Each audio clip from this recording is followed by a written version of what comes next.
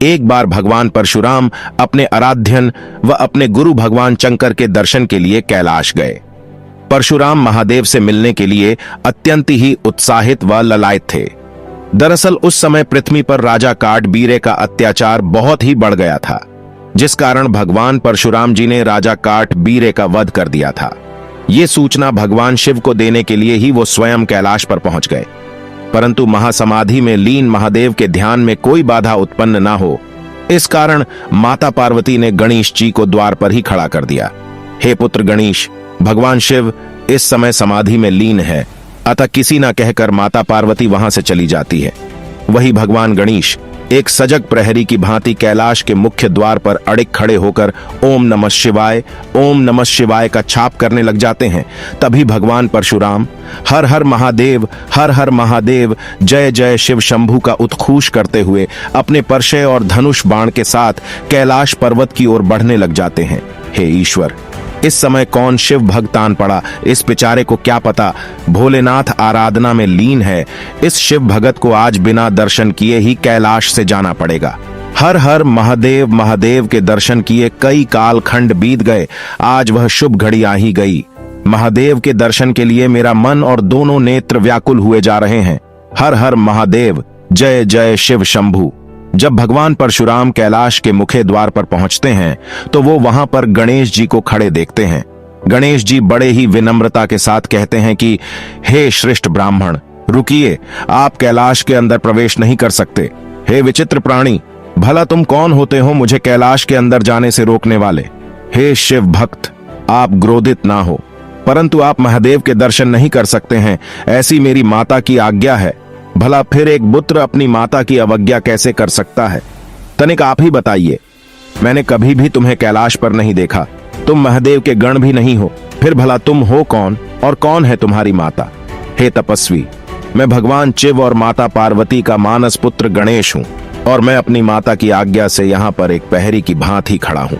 हे विचित्र प्राणी, न तुम मानव हो और ना ही पशु, तुम अवश्य ही कोई मायावी राक्षस लग रहे हो, इसलिए अहंकारवश स्वयं को महादेव और माता पार्वती का पुत्र होने का स्वांग कर रहे हो। हे शिवभक्त, तनिक अपने अहंकार व आवेश की गति को कम करे, अन्यथा महादेव का ध्यान भंग होने के बाद तीनों लोकों में प्रलय आ जाएगी। हे ब्राह्मण, ये मेरा शरीर अवश्य ही नर और पशु के मेल से बना है, परंतु मैं पशु स्वभाव से रहित हूं। हे ब्राह्मण, जड़ का प्रलाप ना करे और ना ही मुझे नीति और अनीति का ज्ञान दो। आप तो तुम मुझे नहीं जानते, अन्यथा तुम कभी ऐसा दुस्साहस न करते।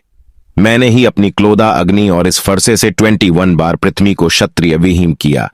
हे अहंकार के वशीभूत वृद्ध ब्राह्मण, आपका ये अहंकार ही बता रहा है कि आप एक रक्त पिपासु ब्राह्मण हो, परंतु आप जो भी हो, मैं आपको अंदर जाने नहीं दे सकता।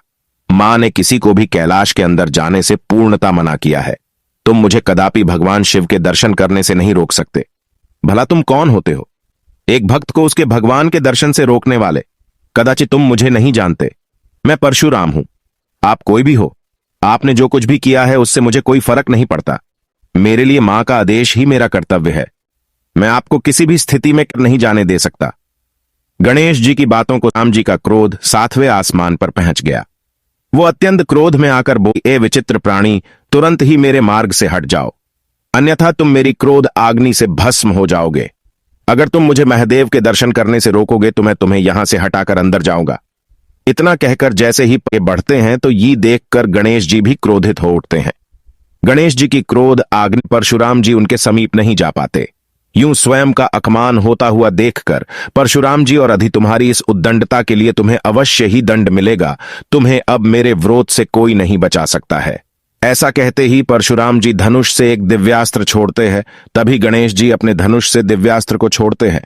दोनों के दिव्यास्त्र एक दूसरे से टकराकर भस्म हो जाते हैं और ऐसे ही दोनों शिव भक्तों के मध्य एक प्रलयकारी युद्ध होने लगता है। जय और पराजय फिलहाल जनती हुए प्रतीत हो रही थी। तभी परशुराम जी के परसे के प्रहार से गणेश जी का एक दंड टूटकर जमीन पर गिर जाता है और पीड़ा वशवो कराने लगते हैं माताश्री। गणेश जी की आलोक में ध्यान कर जंग हो जाती है। इसे सुनकर माता पार्वती गणेश जी के पास आ जाती है और उधर महादेव जी का ध्यान भी भंग हो सासिल माता पार्वती गणी हालत देखकर अति क्रोधित हो जाती है। हे प्रमण, में जहां तुलसी कमंडल होना चाहिए। आपके हाथों में इस फरसे का क्या है? एक बालक पर अपने बलक का प्रयोग करना कहाँ का न्याय है? आपके इस अपराध का दंड अवश्य ही दो। हे माते, मुझे इस भी भान कि ये बालक आपका ही मानस पुत्र है। अज्ञानतावश मुझसे मुझे क्षमा करें, परंतु गणेश का टूटा हुआ दांत फिर से उस स्थान पर तो नहीं लग सकता। आपका यह अपराध क्षमा योग्य। हे माते, मेरे अपराध जो भी मुझे दंड देंगी मुझे स्वीकार है। हे देवी पार्वती, पर जो भी आज घटना का प्रयोजन कालचक्र की गर्त में महान घटना से जुड़ा हुआ है, गणेश का दांत टूटना, परशुराम का कैलाश आकर युद्ध करना, यह सब मेरी ही लीला थी। ब्रह्मा जी ने ही गणेश को यह विधान लिखा था जो परशुराम हाथों आज संपन्न हुआ। अतः आपको स्वयं पर ग्लानि करने की तनिक भी आवश्यकता नहीं है। हे प्रभु, अपराध अपराध होता है, चाहे अज्ञानतावश हो या कोई अन्य कारण। जिसके साथ मुझे स्नेह और आलिंगन करना चाहिए था, उसके साथ मुझे युद्ध करना पड़ा। अतः हे गणेश, आप मुझे क्षमा करें। हे श्रेष्ठ ब्राह्मण, अकारण हम दोनों ने यह स्थिति उत्पन्न कर दी, अतः आप भी मेरे सबराध को क्षमा करें। हे गणेश, जो भी हुआ मेरे अहंकार के कारण हुआ, परंतु इस घटना के कारण आपका टूटा हुआ दांत व्यर्थ नहीं जाएगा। इस घटना के कारण ही अब से समस्त चराचर जगत में एक दंत नाम से आप ख्याति प्राप्त करेंगे। कालांतर में विद्या, बुद्धि, विनय और विवेक के धनी भगवान गणेश जी ने वेद व्यास के बोले गए शब्दों को अपने इसी टूटे हुए दांत से संपूर्ण महाभारत में लिपिबद्ध किया। दुनिया के सभी लेखक, सर्जक, शिल्पी और नवाचारी एक दंत गणेश जी से प्रेरणा लेकर अपने लेखन कार्य को निष्पादित करते हैं।